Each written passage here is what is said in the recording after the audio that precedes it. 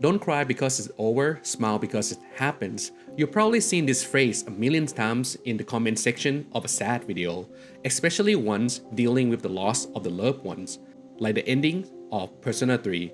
While it sounds positive, there are multiple lies hidden in this saying, and it can be extremely dangerous when used carelessly.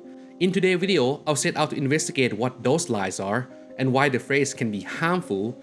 Then we'll dive into how Persona 3 led us to believe in this narrative and how episode Aigis guides us toward a better path. Let's start with the origin of the phrase, which alone might make you question its wisdom. A quick search on Google reveals that "Don't cry because it's over, smile because it happens" is often linked to a book named All the Places You'll Go by Dr. Seuss. The book is about a boy who travels from places to places, and the goal of the story is to encourage us to keep going even when things get tough. It reminds us that we all have the strength to get through difficult moments. It's a wonderful book, really. However, no matter how many times you read it, you won't find the phrase "Don't cry because it's over, smile because it happens." So, where did the phrase actually come from? After digging a bit deeper, also known as scrolling down a bit more, I found that the quote likely originated from a German poem titled Bright Day by Ludwig. Our brilliant days shine like eternal stars. They glow past as consolation for future sorrow. Don't cry because it's over. Smile because they have been. And if the days get cloudier, our stars redeem. But you might be wondering, so what if people misquote it and spread misinformation? Doesn't the phrase still bring hopes and help people cope with their loss? Well, that's a fair point. I used to believe that too, especially after finishing Persona 3. Let me tell you why Persona 3 made me feel that way and what changed it.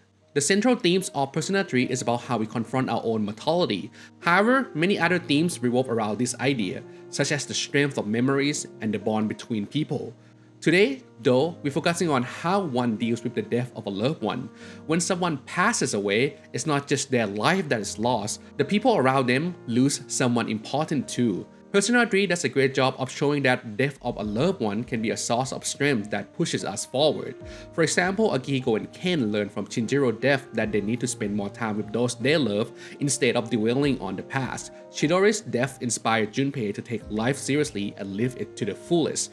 Yukari finds the courage to believe that her father was a good man, rejecting the lies Ikisugi fed her.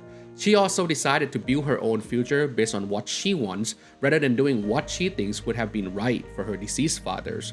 Throughout the story, we watch these characters come to terms with their loss and move forward, becoming stronger in the process. This is what made me believe in the message of the quote, "Don't cry because it's over, smile because it happened."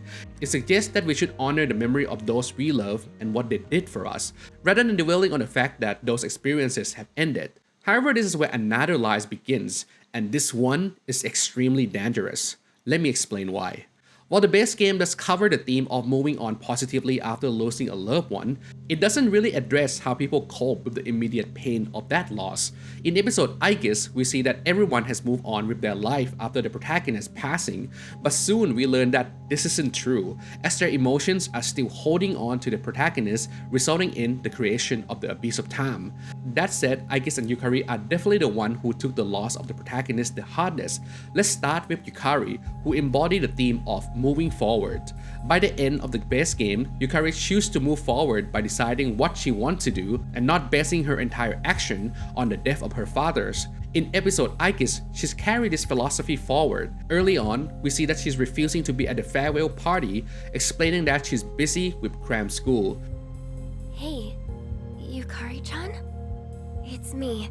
Are you coming today? Oh, didn't you see the message I left on the board? I have cram school today. I know, but... This shows us the player that she is focusing on her future above all else. You also hear her echoing this idea of moving forward and wanting to get things over with quickly as you explore the Abyss of Time. Come on, let's keep moving. There it is. Let's push on. Gotta keep moving. However, we soon learn that it's all just an act. You really don't want to go back? Well, hey! I want him back. I don't care about anything else. I just want him to come back.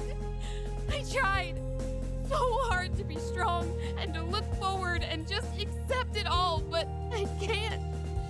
I can't do it. I just can't. The truth is, she's really missed the protagonist. This made me realize that aggressively moving forward is just another way of running away. It's just in the opposite direction. And while Yukari's story really hit me, Aigis' story hit even harder because it felt much closer to home. At the start, we see that Aigis can have normal conversations with everyone, but you soon notice that something is off about her demeanors. She's not her usual self. Later, we learn that Aigis fell into depression after losing the protagonist, and she wishes to become just a machine again to avoid the pain. If this is what it's like now, then I wish I could just be a simple machine again. Over time, she loses the need to sleep and even the ability to shed tears. This hit me hard because I went through something similar when I was diagnosed with major depression. During that time, I would sleep only when my body gave in, almost like I was just knocked out. People suggest I try to relax, watch movies, or play video games. But like Aigis, I couldn't feel excitement, and despite how much the story from those medias tried to make me cry, I will not shed a tears. It is like my body is alive, but I'm not living. By the end, when Aigis accepts Metis back, she cries and feels so exhausted that she falls asleep. That scene broke me and really put things into perspective. It's made me understand how important the process of mourning is and how vital it is to express our feelings. The truth is, everyone mourns differently. Some, like Akihiko, Ken, and Junpei, use the event of death as a source of strength and inspiration to move forward and honor the final wishes of the one they have lost.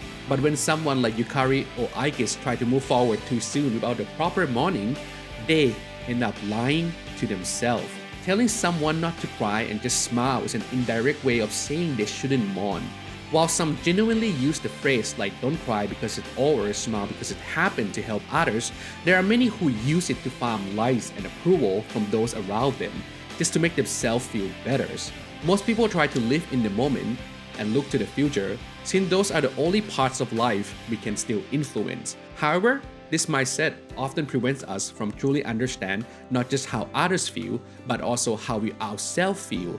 Tears are usually seen as a sign of pain, and our instinct is to stop that pain. But I urge you to pause and consider the reason behind those tears. They don't just show pain, they reveal how much someone or something meant to us. If you genuinely want to help someone who is grieving, you should take the time to understand them and see things from their perspective. Are they more like Akihiko, or are they more like Yukari and Aigis? If they are the latter, there is no magic phrase that will instantly make them feel better. And your best bet is to stay close just in case they need you. It's all right. We're here for you. Your friends are here for you. So, mourn if you need to, but remember this: if their loss make you cry or stir strong emotions, it's a proof of the bond you share. And even when the tears dry up and a smile returns to your face, you will never forget them.